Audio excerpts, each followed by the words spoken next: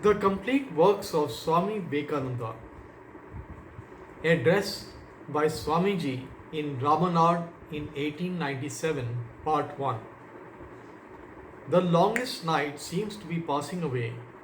The sorest trouble seems to be coming to an end. At last, the seeming corpse appears to be awakening, and a voice is coming to us.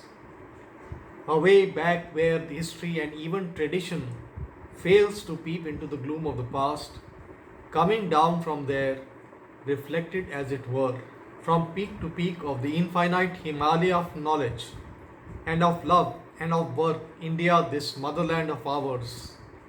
A voice is coming unto us, gentle, firm, and yet unmistakable in its utterances, and is gaining volume as days pass by. And behold, the sleeper is awakening. Like a breeze from the Himalayas, it is bringing life into almost dead bones and muscles. The lethargy is passing away, and not only the blind cannot see, so the perverted will not see that she is awakening. This motherland of ours, from her deep, long sleep, none can desist her anymore. Never is she going to sleep anymore. No outward powers can hold her back anymore, for the infinite giant is rising to her feet. Your Highness and the gentlemen of Ramanad, accept my heartfelt thanks for the cordiality and the kindness with which you have received me. I feel that you are cordial and kind, for heart speaks unto heart better than any language of the mouth. Spirit speaks unto spirit in silence, and yet in the most unmistakable language, and I feel it in with my hearts. Your Highness of Ramanad, if there has been any work done by my humble self in the cause of our religion and our motherland in the Western countries, if any little work has been done in rousing the sympathies of our own people by drawing their attention to the inestimable jewels that they know not are lying deep buried about their own home, if instead of dying of thirst and drinking dirty ditch water elsewhere, out of the blindness of ignorance, they are being called to go and drink from the eternal fountain which is flowing perennially by their own home, if anything has been done to rouse our people towards action, to make them understand that in everything, religion and religion alone is the life of India, and when that goes, India will die. In spite of politics, in spite of social reforms, in spite of Kuber's wealth poured upon the head of every one of our children, if anything has been done towards this end, India and every country where any work has been done owe much of it to you, O Raja of Ramanad. For it was you who gave me the idea first, and it was you who persistently urged me on towards the work. You, as it were, intuitively understood what was going to be, and took me by the hand, helped me all along, and never ever ceased to encourage me. Well, is it, therefore, that you should be the first to rejoice at my success, and meet it is that I should first land in your territory on my return to India. Great works are to be done, wonderful powers have to be worked out. We have to teach the other nations many things, as has been said already by Your Highness. This is the motherland of philosophy, of spirituality, and of ethics, of sweetness, gentleness, and love. These still exist.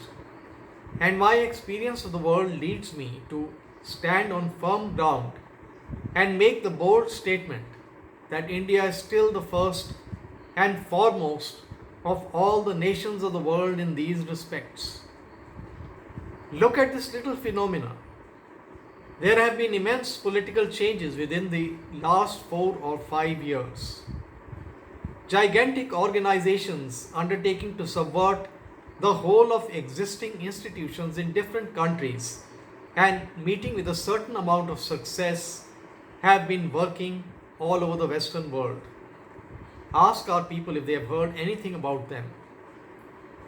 They have heard not a word about them, but that there was a parliament of religions in Chicago and that there was a sannyasi sent over from India to that parliament and that he was very well received and since that time has been working in the West. The poorest beggar has no.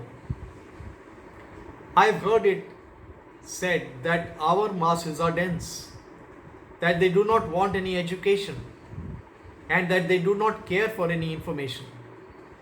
I had at one time a foolish leaning towards that opinion myself, but I find experience is a far more glorious teacher than any amount of speculation or any amount of books written by globetrotters and hasty observers. This experience teaches me that they are not dense, that they are not slow, that they are as eager and thirsty for information as any race under the sun. But then each nation has its own part to play, and naturally each nation has its own peculiarity and individuality with which it is born. Each represents, as it were, one peculiar note in its harmony of nations, and this is its very life, its vitality. In it is the backbone, the foundation and the bedrock of the national life. And here in this blessed land, the foundation, the backbone, the life center is religion and religion alone. Let others talk of politics, of the glory of acquisition of immense wealth poured in by trade, of the power and spread of commercialism, of the glorious fountain of physical liberty. But these the Hindu mind do not understand and does not want to understand. Touch them on spirituality, on spiritual freedom, and I assure you the lowest peasant in India is better informed on these subjects than many a so-called philosopher in other lands.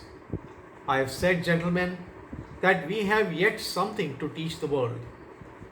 This is the very reason, the raison d'etre that this nation has lived on, in spite of hundreds of years of persecution, in spite of nearly 1,000 years of foreign rule and foreign oppression. This nation still lives. The raison d'etre is it still holds to God, to the treasure house of religion and spirituality.